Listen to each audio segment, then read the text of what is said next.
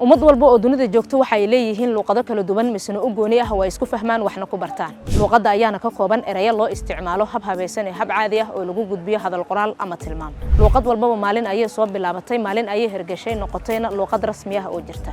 balse luqada rasmiga ah ee Soomaaliya waa luqada afka Soomaaliga taas oo dadka Soomaaliyeed dhamaantood ku wada hadlaan waxa laga joogaa muddo 50 sano ah qorista afka Soomaaliga luqadoo dhan waxay timid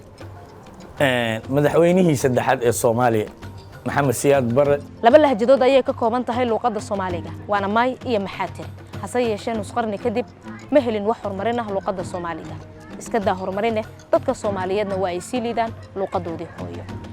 maadaama dalka aysan ka jirin dawlad baahiyahaasi daboosha 30 sano ee nadaaftay balse annaga ayaa nooga baahan yahay ilaalinta dhaxalkii awoowayaasha inta sheegata magaca Soomaali ee aanu wada istaagno ilaalinta afkeena Soomaaliga